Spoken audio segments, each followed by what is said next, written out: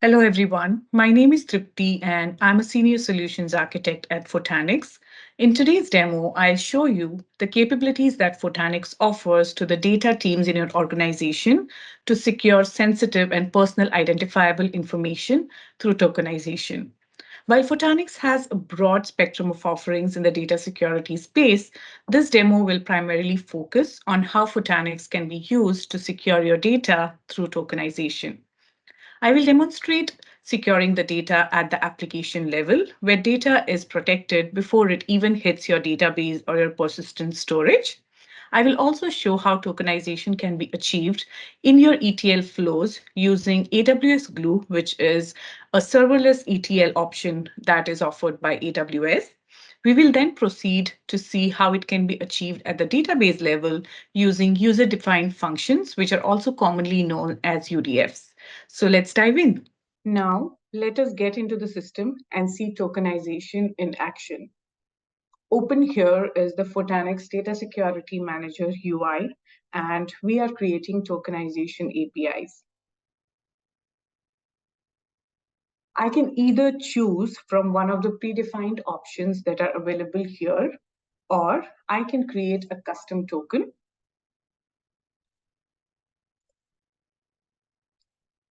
I can also configure partial tokenization. For example, I can retain the domain name of an email, and I can only choose to tokenize the username. Or in this case, I can tokenize the first five, and I can choose to keep the last four as it is. I can also mask my data set. It means that when my data is detokenized, only a subset of my data set is detokenized and the rest of it is masked with an asterisk.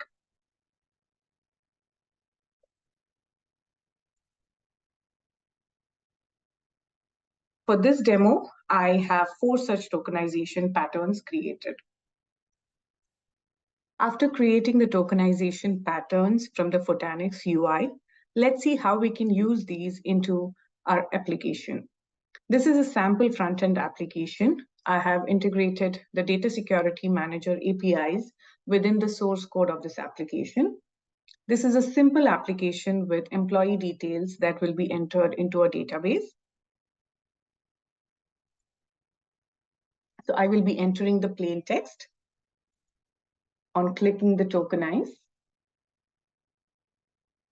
I get this information. Please note that the name, the phone number, the email address, the social security number, the emergency contact and emergency phone number are all tokenized. The email address, the username is tokenized here and the domain is as it is. The social security number, the last 4 are retained and the first 5 are tokenized.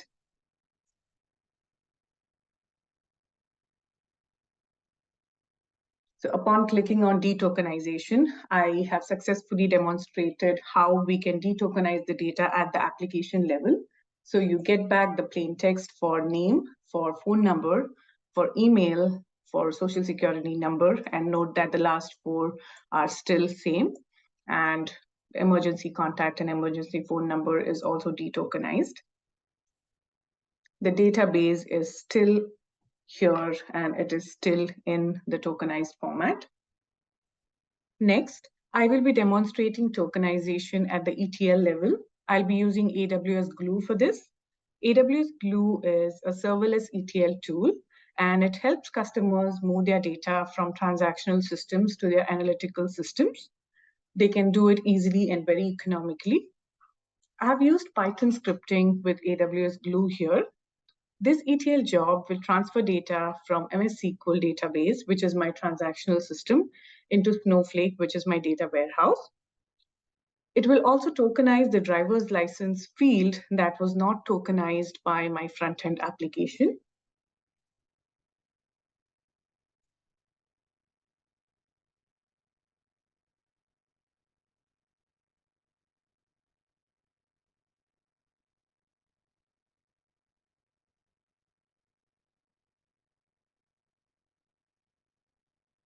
So now my data is entered into Snowflake.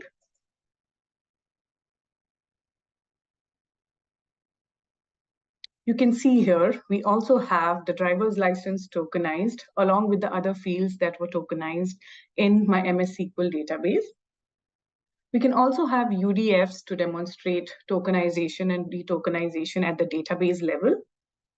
I've used a very simple update statement here, which will tokenize the bank account, which will completely anonymize or desensitize this whole record.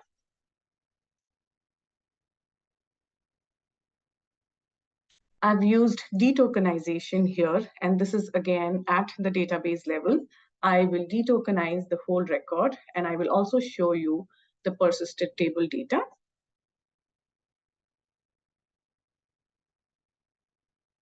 So here, this is my persisted data, which is still tokenized, and this is the data that is detokenized using a user-defined function in Snowflake. And this is also not persisted in the database, but this will give me my plain text.